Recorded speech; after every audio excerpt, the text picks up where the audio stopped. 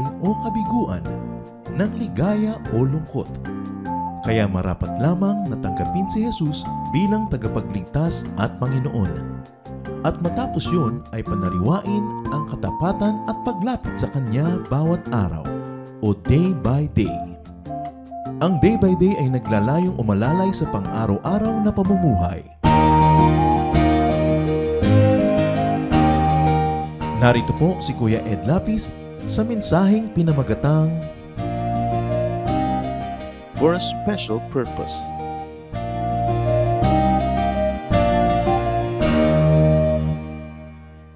Esther 4:14. It could be that you were made queen for a time like this.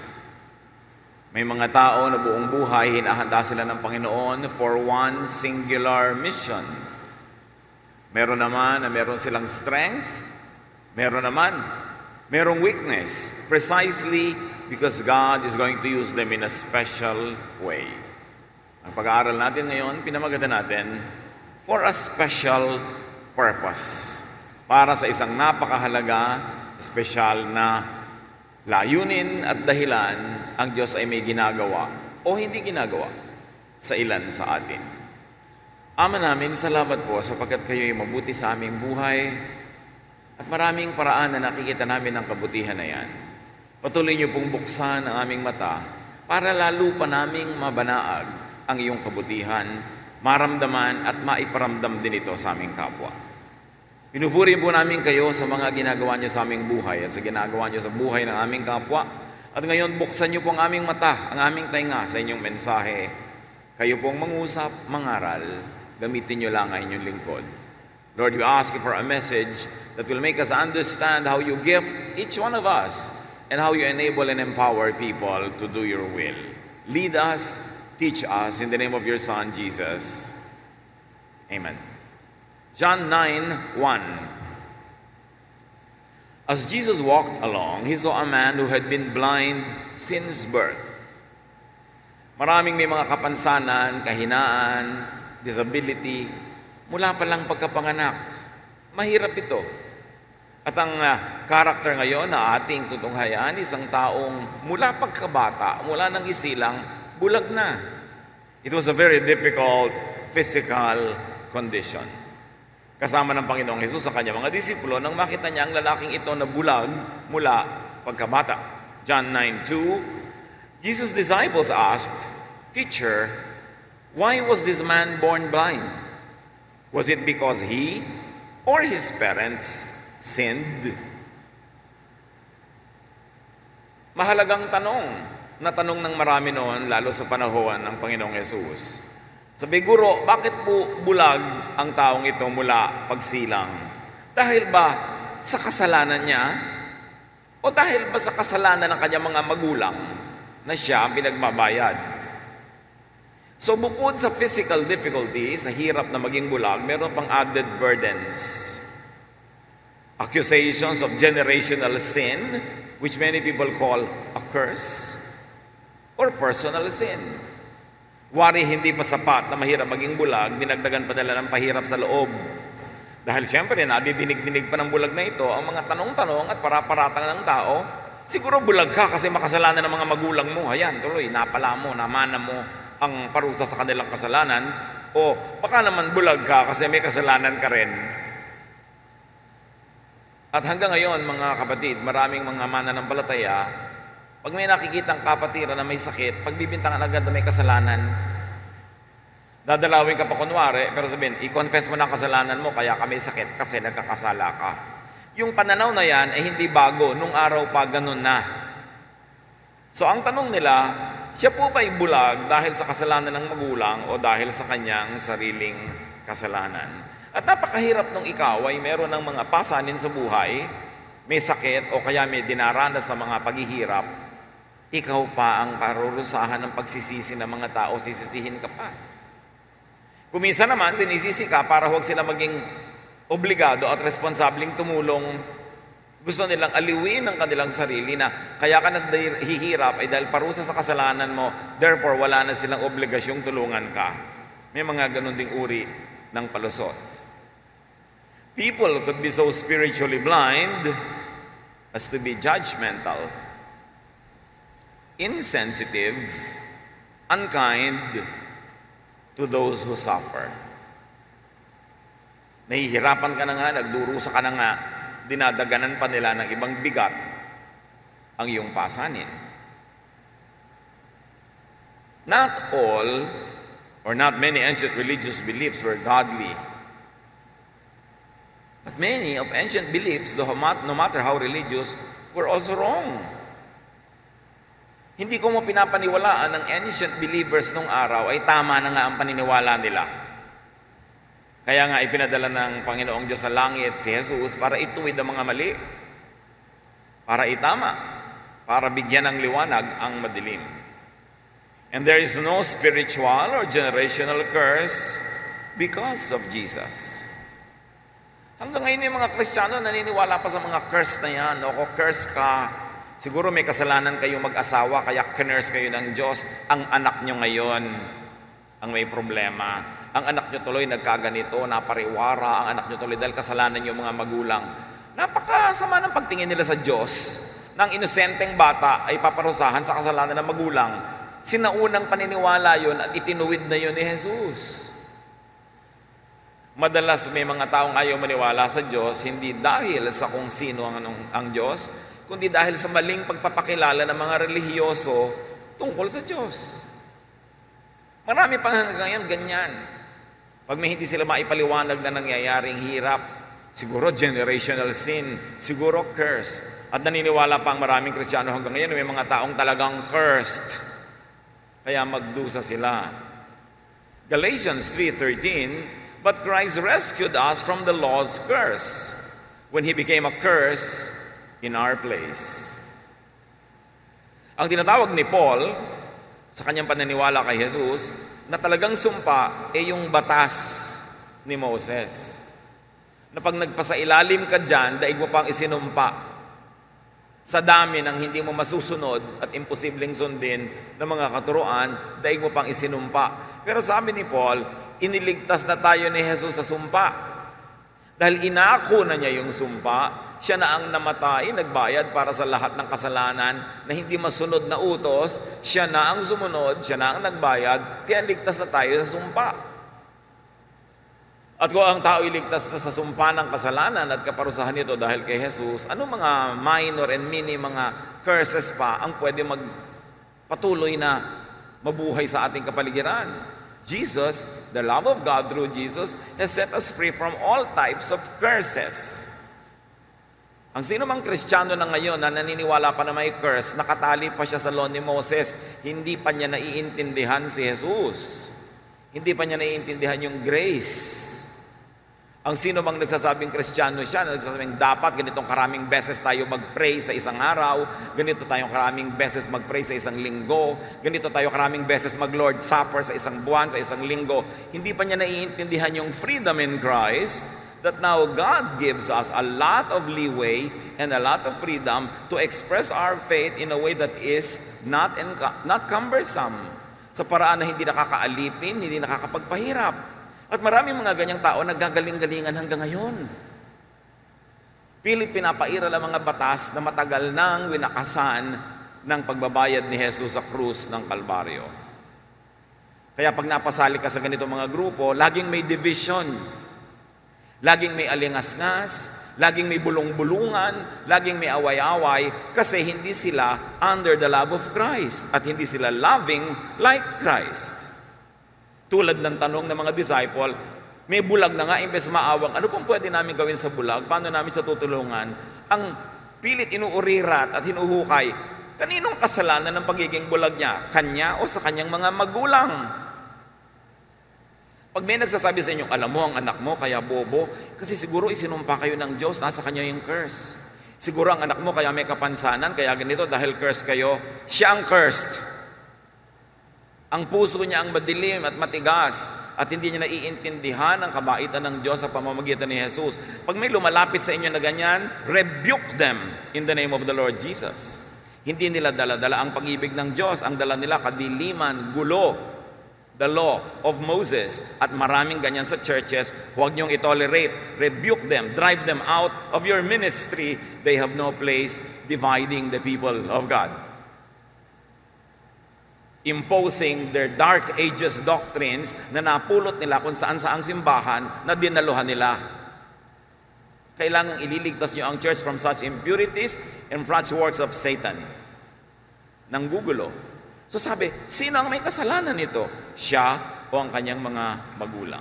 Siyempre, kung siya o ang kanyang mga magulang, libre ka na namang husga. Libre ka na namang usig. At libre ka nang wag tumulong. Ano ang sagot ni Jesus? John 9:3. No, it wasn't. Jesus answered. But because of his blindness, you will see God work a miracle on him. Mahirap maunawaan ang sagot ni Jesus. Sabi niyo, hindi siya bulag dahil sa kasalanan niya. Hindi siya bulag dahil cursed siya dahil sa kasalanan ng parents niya. Hindi siya ganyan dahil sa kasalanan ng parents niya. Ganyan siya. Para sa kahinaan niya na yan, ay makita ang himala at pag-ibig ng Diyos.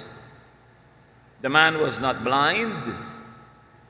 He was not handicapped nor disadvantaged from birth because of generational or personal sin. It was not a consequence or effect of natural causes either, but it was for God's glorious purpose, for a special purpose. To be an instrument in showing God's work and power, to be an example of God in transforming people. It's not easy to understand. Kaya ang complain agad ng iba sa lagay, hinayaan ng Diyos na ipanganak itong bulag at buong buhay bulag, ang haba-habang bulag, para lang maipakita ang kanyang kaluwalhatian. Why not?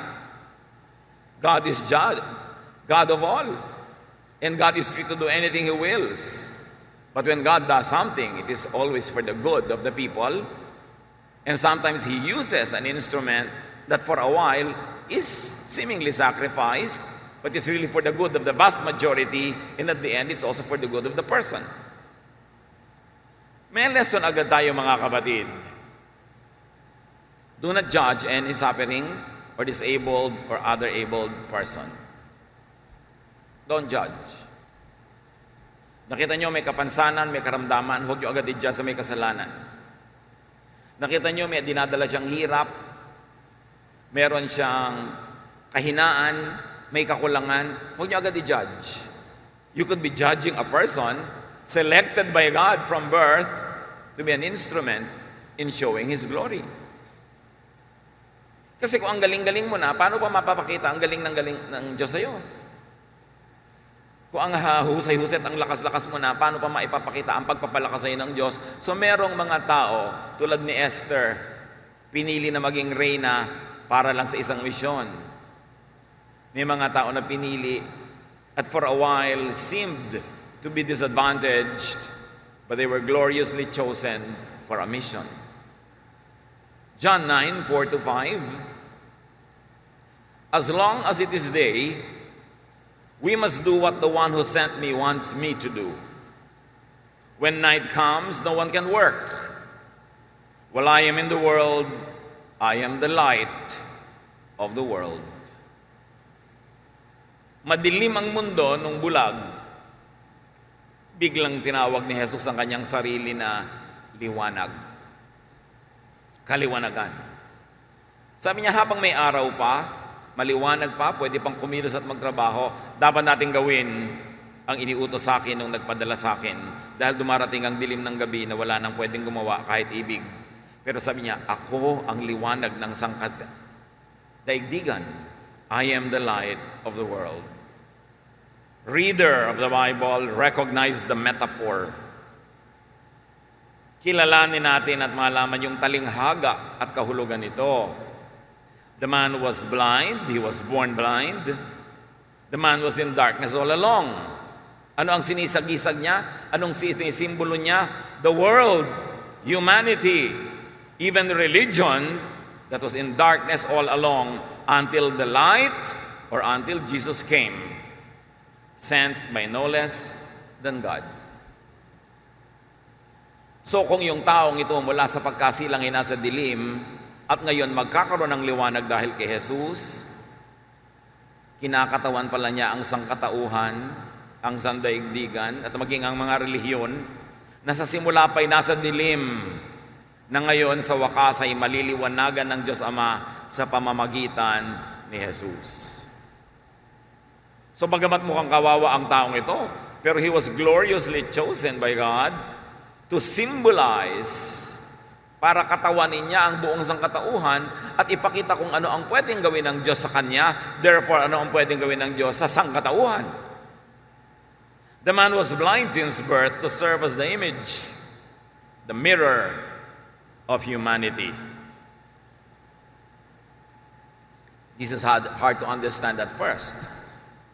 But when you see how the story ends, you will understand na kung bakit pati si Job, na ang husay-husay na tao, ay pinayagan ng Diyos na dumaan sa mga pagsubok at hirap. Kasi hindi naman yung gitna ang mahalaga, kundi yung ending.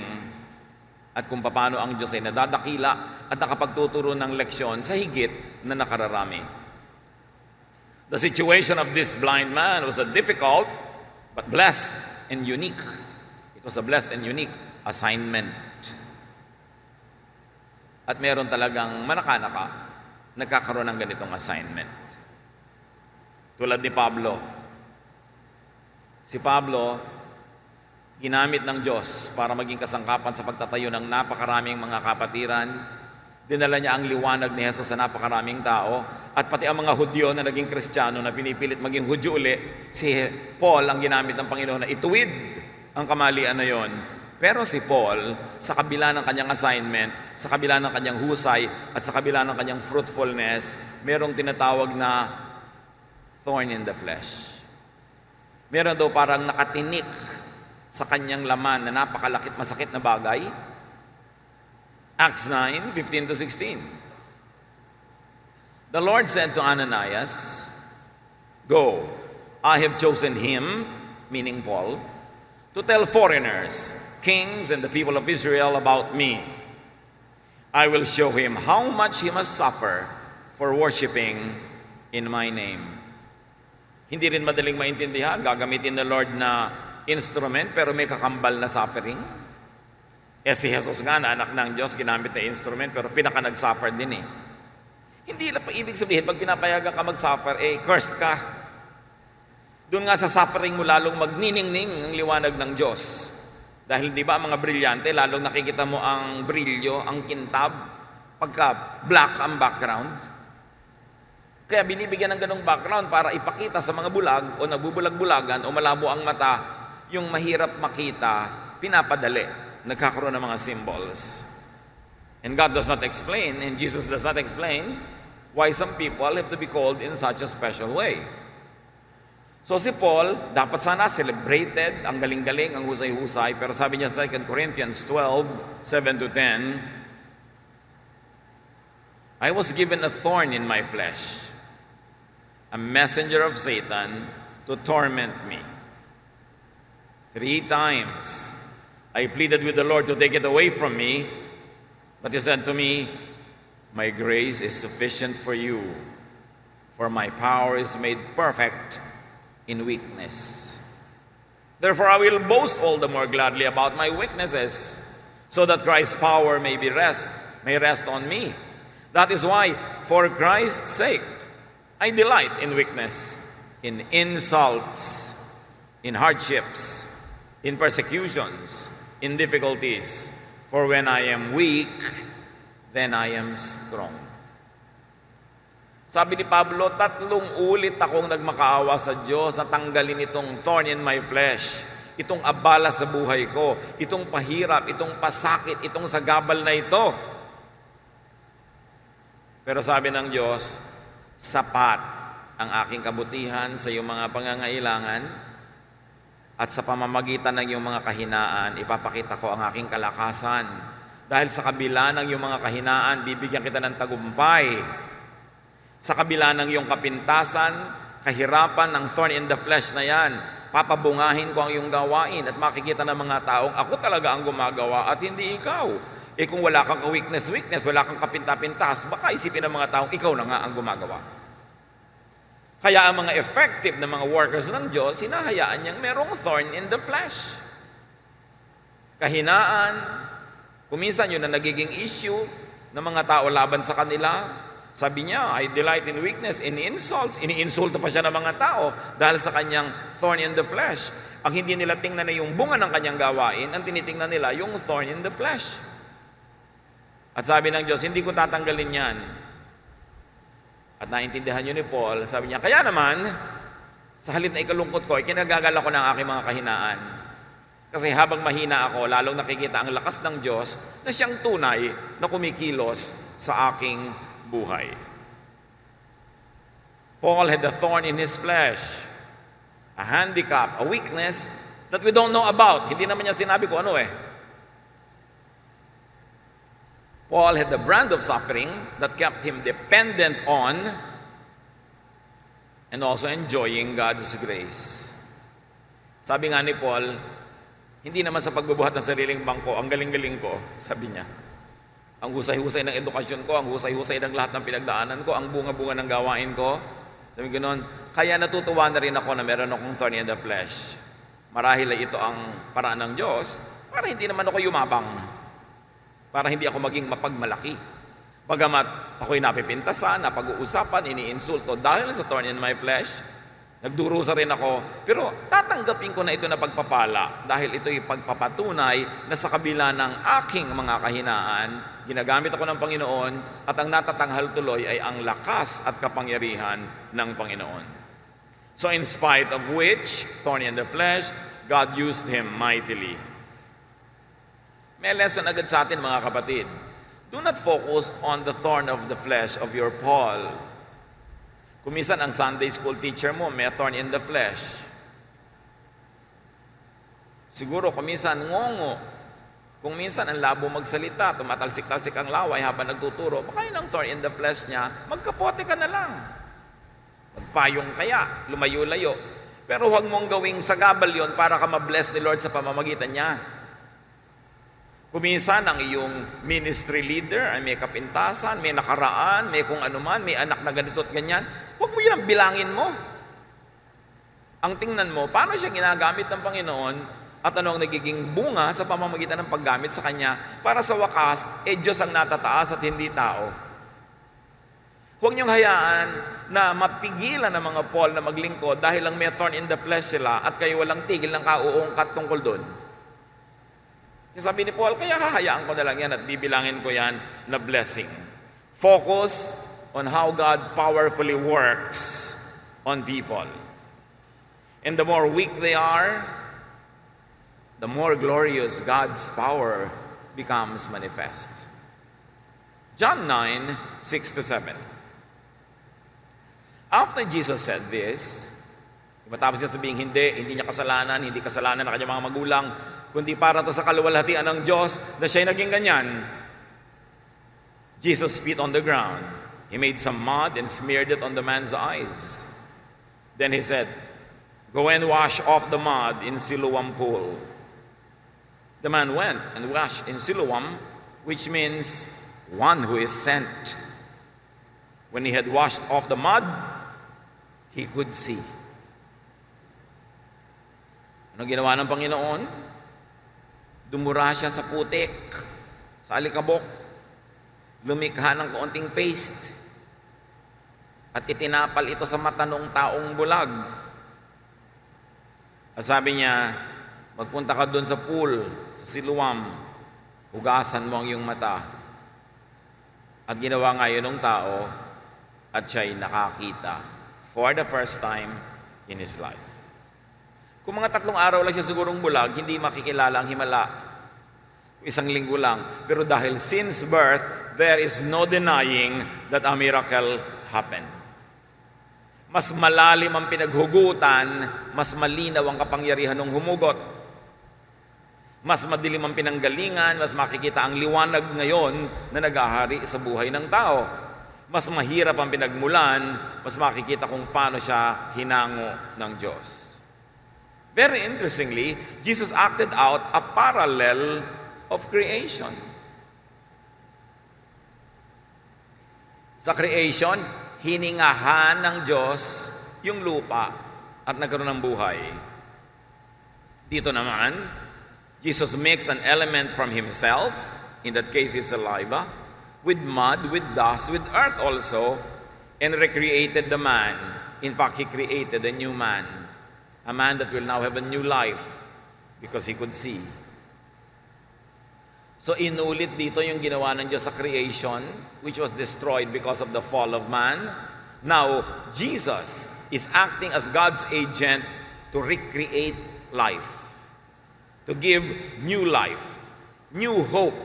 And once more, an element from the divine is mixed with an earthly element, and the result is fantastic life. The man could see. The man had light. And this is now the new life, like the first life of Adam and Eve. Kaya yung tao, sabi ni Jesus, hindi siya bulag dahil mayroong kasalanan ng sino man. Ang pagkabulag niya ay gagamitin ng Diyos para ipakita ang kanyang kaluwalhatian. Genesis 1:1-4, in the beginning, God created the heavens and the earth. Now the earth was formless and empty, and darkness, blindness, was over the face and surface of the deep. And God said, "Let there be light." And Jesus came as light. And there was light. God saw that the light was good, and He separated the light from the darkness. So kung noon ay unang light ang ibinigay ng Diyos, ngayon si Jesus na ang bagong light. Binigyan niya ng buhay yung lupa sa pamamagitan ng paghinga. Ngayon binigyan ni Jesus ng buhay yung lupa sa pamamagitan ng kanyang saliva. Pareho ang ending, life. This is the first life, this is the second life. This is the first Adam, this is the second Adam. This is the old life, this is now the new life. You see the parallelism, the beauty of the unity of Scripture happening in Jesus. But you've got to have eyes to see. And in much the same way, Jesus is light. Kung sa Genesis 1, light ang pinag-usapan, ganon din sa John 1. John 1, 1-12, or parts of it. In the beginning was the one who is called the Word. The Word was with God and was truly God. From the very beginning, the Word was with God, and with this Word, God created all things. Everything that was created received its life from Him, and His life gave light to everyone. The light keeps shining in the dark, and darkness has never put it out. The true light that shines on everyone was coming into the world. He came into the world, into His own world, but His own nation did not welcome Him. Yet some people accepted Him and put their faith in Him, so He gave them the right to become children of God. Ang tinutukoy natural si Jesus. Sa simula pa'y kasama na ng Diyos at ipinadala niya upang ang buhay na nawala, napawi, nasira ay magkaroon ng second chance. Kaya ang ginawa ni Lord, nagdala siya ng light. Kaya itong lalaking ito who was in darkness all along symbolized the world, humanity that was in darkness since the fall of Adam and Eve. At ang kanilang pag-asa ay liwanag, liwanag na si Jesus. And even biology will tell you that light is life. Pag may kinain kang baka, ang kinain ng baka ay damo, kaya nagkaroon ng damo dahil sa liwanag, dahil sa photosynthesis. Pag walang liwanag, walang light. Napaka-consistent ng science at ng Bible, agreeing together that light is life and life is light. And Jesus is that light. Therefore, Jesus is that life. From Him, all the kindness and all the truth of God have come down to us. Sa pamamagitan ni Jesus, ang lahat ng kabutihan at kabaitan ng Diyos na itinago ng kadiliman, itinago maging ng relihiyon, ngayon ay mabubunyag na ang Diyos ay mabait, ang Diyos ay mabuti, ang Diyos ay mapagpatawad, mapagtanggap, maibigin. That's why Jesus freed us from the curse of the law. Kaya walang curse sa nasa Panginoon. Sino man ang sabi ng sabing, nasa curse kuro ikaw, baka curse ang mga anak mo dahil sa iyo. hindi niya naiintindihan si Jesus. Hindi siya tunay na mananampalataya. Kailangan siyang ituwid. Kailangan tapunan ng liwanag ang kanyang kadiliman bago niya ikalat ang lagim sa maraming tao. The man became the image of darkness and suffering that could receive light and comfort when touched by Jesus. Walang dilim na hindi pwedeng pagtagumpayan ng liwanag. Sa katunayan, pumasok kayo sa isang napakadilim na kwarto, magbukas kayo ng maliit na flashlight, magkiskis kayo ng maliit na posporo, hindi pwedeng makain ng dilim yung liwanag. Laging liwanag ang mananalo. At ganon si Jesus. So kung babalikan natin ang kwento nila at kwento natin ngayon, mga kapatid, sino ang mga blind sa ating paligid? Na madaling sisihin siya o ang kanyang mga magulang dahil ganun siya. Baka tayo ang blind. Do not judge the blind. Do not blame the blind or other people. And if you are in that situation, you are the blind one, do not blame God or others. Do not be angry or bitter. Place yourself in the hands of Jesus. Position yourself in a place of blessing. At alamin mo kung ano ang mission mo sa buhay, bakit ka binigyan ng ganyang uri ng sitwasyon. And let Jesus touch you. Walang sakit na hindi kayang abutin ni Jesus. Walang hirap na hindi niya kayang bigyan ng lunas.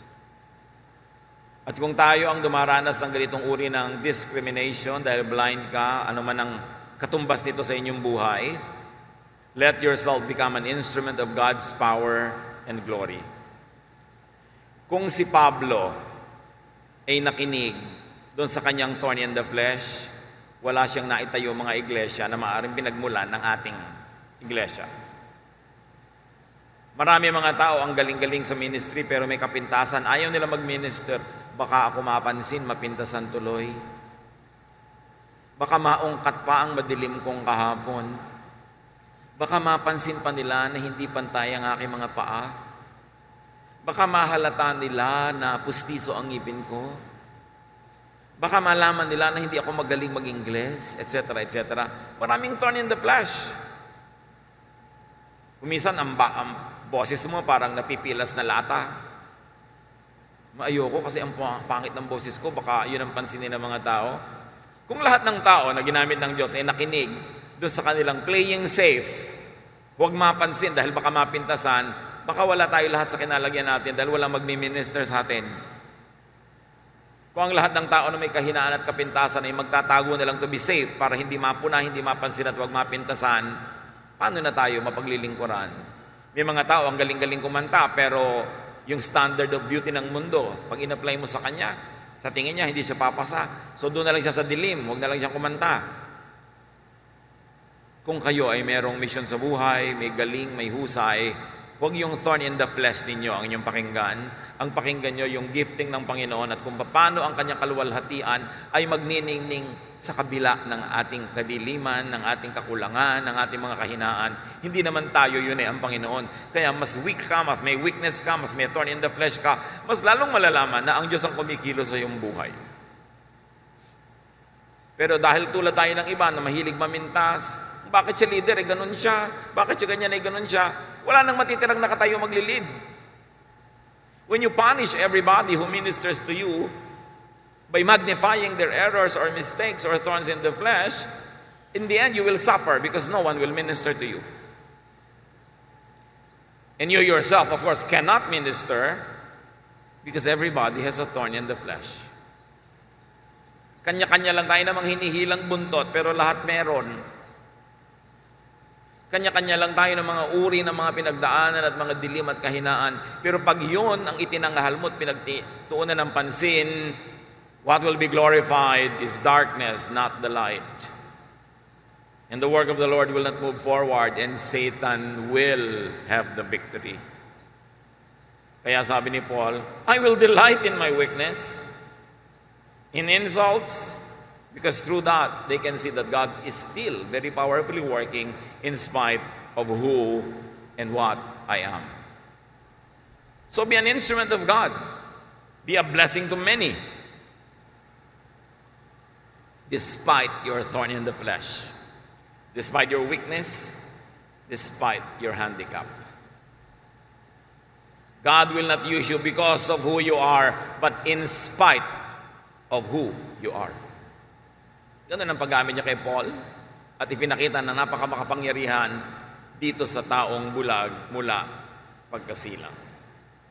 Do not avoid godly service because of the thorn in your flesh. Do not deny the talent, the gift that God has given you. Do not deny the people that just because you want to play safe and not be noticed. Dahil talagang ganon, mapapansin ka pag effective ka at pag mabunga ka, mababato ka. Pero ganon ang pagtawag ng Diyos sa kanya mga taong pinili. Nung si Jesus ay pumili ng mga disipulo, hindi na niya pinili yung the best. Halos nga, walang mga qualification ito.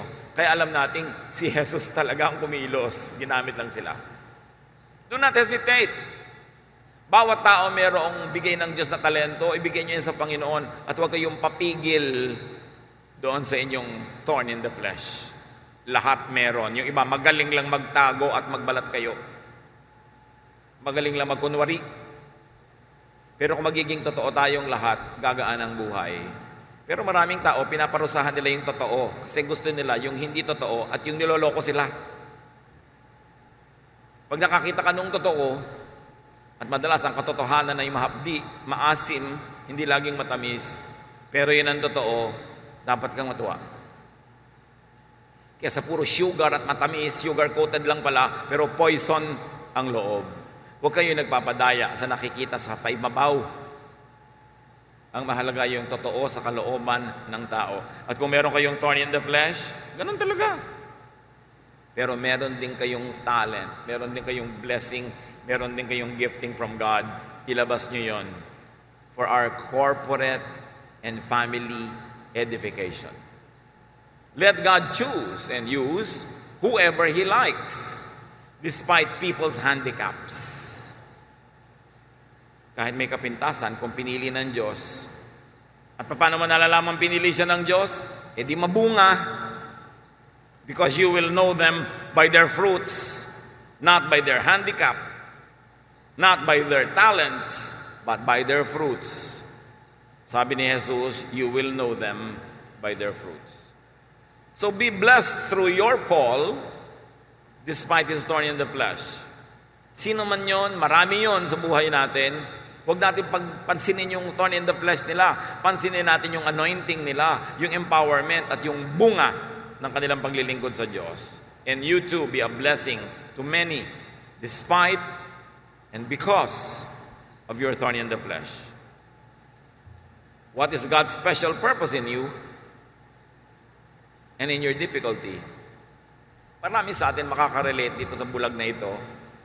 Minsan hindi mo naintindihan, bakit naman ako pa ang bulag? Bakit ako bulag? Bakit ako nabulag? Hindi na lang ako napilay, etc. mga reklamo. Hindi nagkakamali ang Diyos. Mahiwaga, hindi natin lagi naintindihan, pero lagi siyang tama. Wala tayong mapapala na makipagtunggali, makipaglaban sa kalooban ng Diyos. Ang mahalaga, tanggapin at ihanda natin ang ating mga sarili sa oras na tayo tawagin para maging kasangkapan ng Kanyang pagpapala sa marami. At huwag nating ipagkait na tayo'y magamit ng Panginoon sa Kanyang kaluwalhatian kahit tayo merong thorn in the flesh. Lahat meron. Si Paul ang pinakamarami, pero siya ang pinaka-fruitful. Importante mga kapatid, na huwag tayong mag-focus doon sa mga weaknesses ng tao. Ang focus natin yung strength of God shown in there and through their weakness. At ganon din sa ating sarili. Huwag natin laging maliitin ang sarili natin sapagkat si Jesus ay nasa atin at siya ang pwede nating maging kalakihan. The greatness of Jesus should be our focus, not our smallness. Panginoong Diyos, ipakita niyo po sa amin ang praktikal na kahulugan ng kwentong ito sa aming mga pribadong buhay. Ipakita niyo kung paano kami nagiging tulad nitong blind man. At lalo namang ipakita niyo sa amin kung nagiging tulad kami ng mga disciples na bulag na nga yung tao, sinisisi pa at inuusig.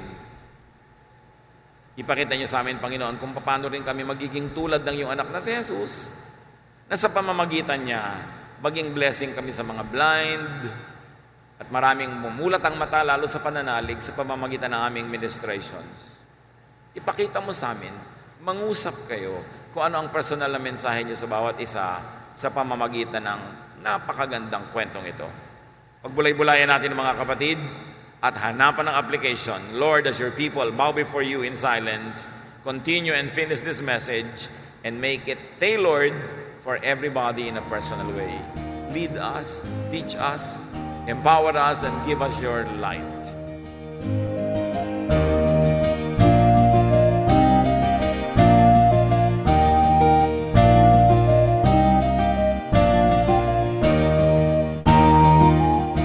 Ang katatapos pong mensahe ni Kuya Ed Lapid ay pinamagatang For a Special Purpose.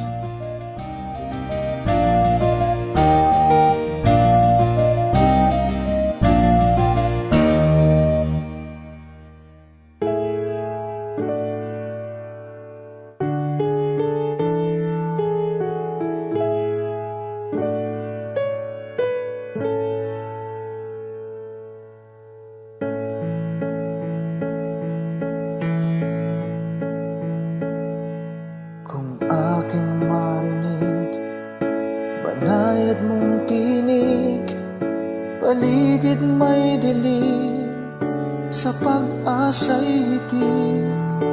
At kung sa panahon ba ng kasiyahan, walang pagkalimot, dalay pasalamat. Alay ko ay papuri, damhin mo pagsamba, ang pag-ibig mo sa'kin walang hanggan.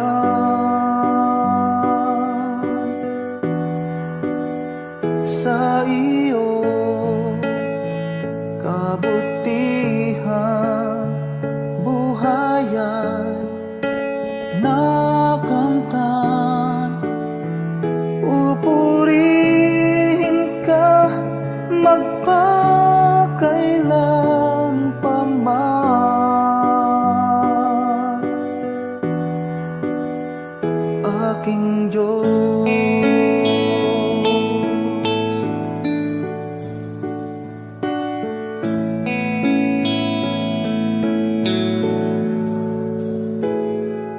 At kung magkaminsan di ka maramdaman, sa puso ko'y tiyak ika'y naririyan. Kahit sa dulo man itong aking buhay, ika'y aking lakas, hindi mangangamba.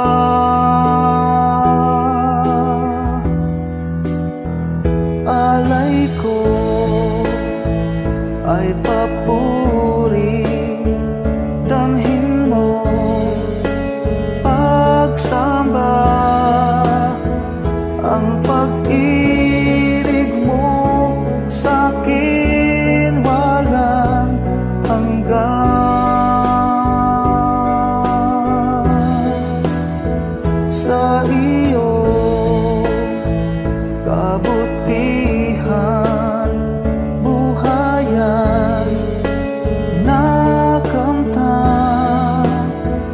Pupurihin ka magpakailan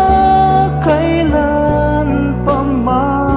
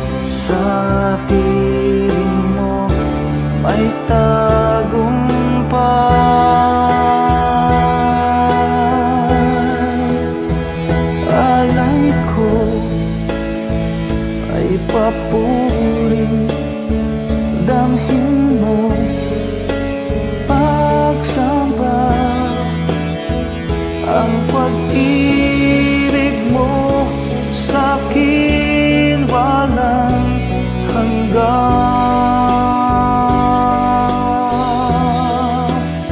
Sa iyo kabutihan, buhay ay nakamtan. Pupurihin ka magpakailan pa man.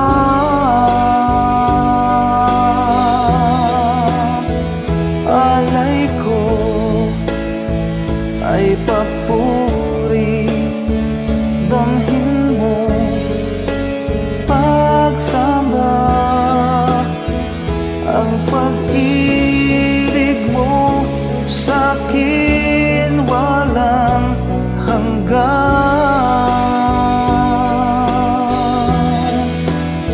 Sa iyo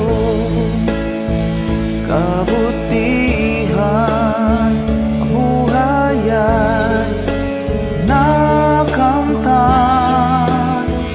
Pupurihin ka magpakailan pa man.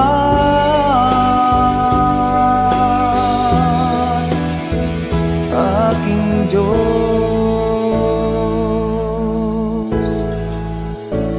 aking Diyos,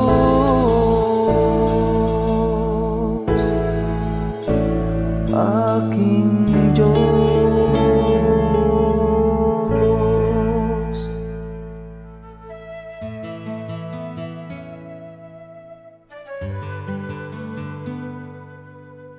Bakit Juan de la Cruz ang malimit gamiting pangalan sa Pilipino? Noong mga 1902 ay merong mga periodista sa Maynila na nag-aral at nakita nila na ang pinaka-common name ng mga Pilipino Juan de la Cruz nung panahon na yon. Kaya naging sagisag din niya ng lahat ng sambayanan ng Pilipino at bawat individual na Pilipino. At nagkaroon din ng isang tunay na taong Juan de la Cruz na ikinulong ng mga Kastila sa walang kakwenta-kwentang kaso at inabutan ng mga Amerikano nung sinakop nila ang ating bayan na nakakulong pa rin at yun ay pinawalan. Naging sagisag siya nung common tao na nagiging kawawa sa kamay ng mga makapangyarihan lalo at siya ay kulang sa edukasyon o sa kayamanan. Naging sagisag ng karaniwang mamamayang Pilipino.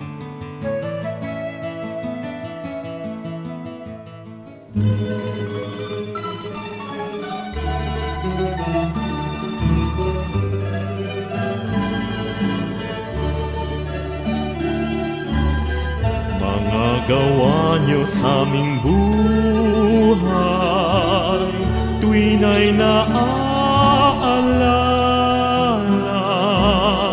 Kayo'y laging tapat na tunay, puno ng pagpapala.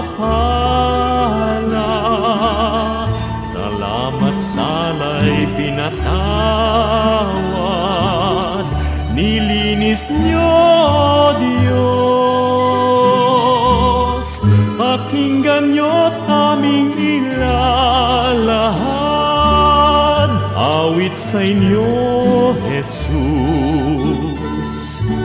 O kay sarap mabuhay sa piling niyo, Jesus.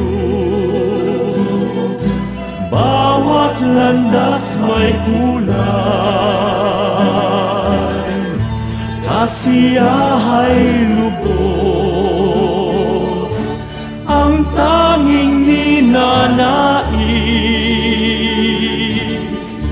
ay magpuri sa inyo, lalo lang tumatamis sa piling niyo, Jesus.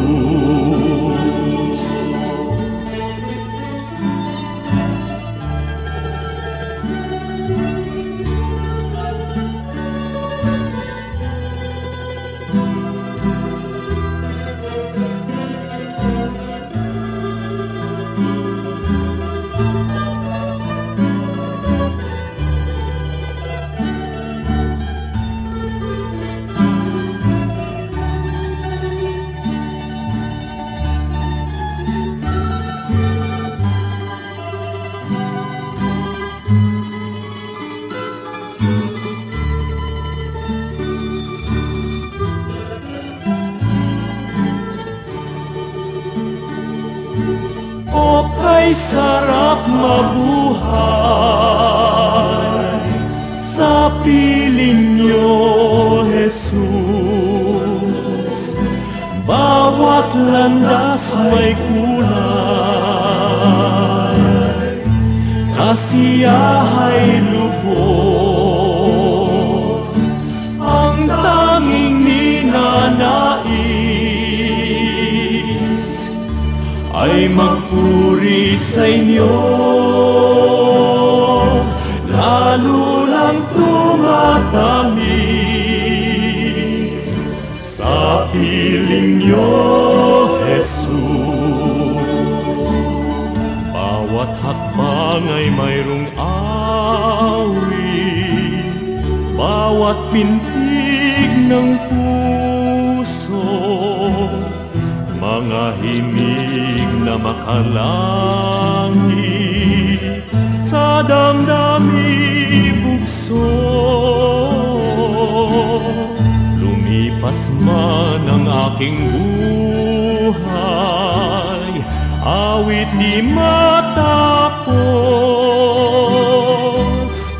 sa langit man ay iaalay, pakinggan niyo, Jesus.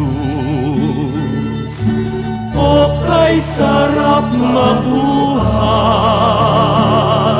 sa piling niyo, Jesus. Bawat landas may kulay, kasiyahay lubos, ang tanging ninanais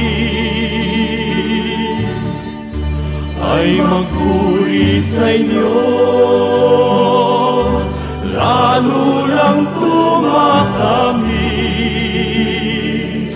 sa piling niyo, Jesus. Lalo lang tumatamis sa piling niyo, Jesus.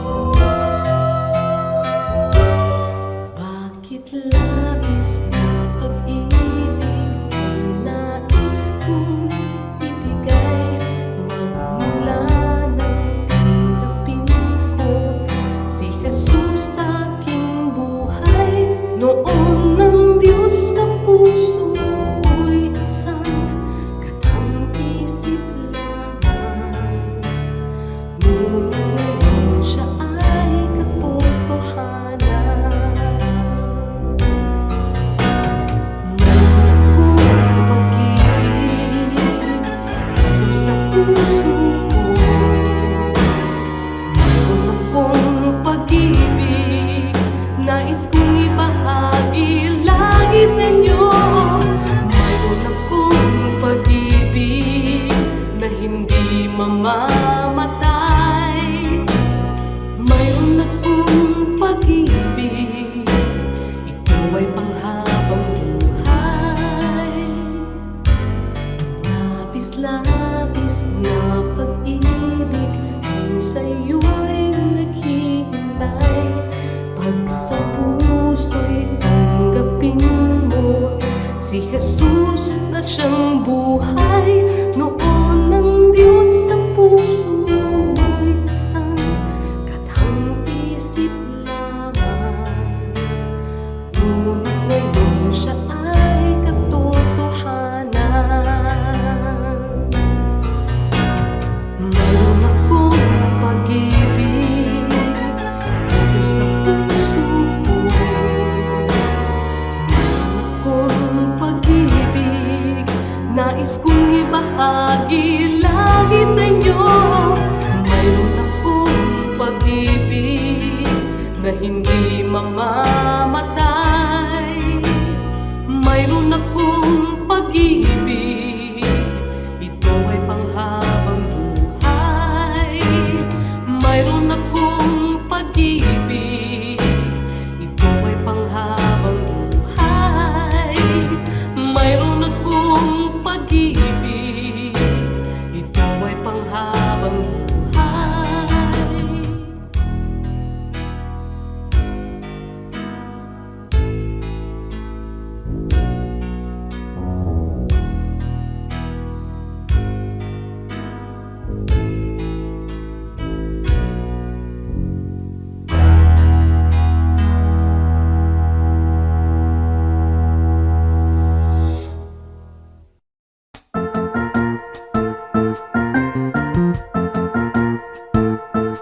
Oras na po para pansamantalang magpaalam ang programang Day by Day.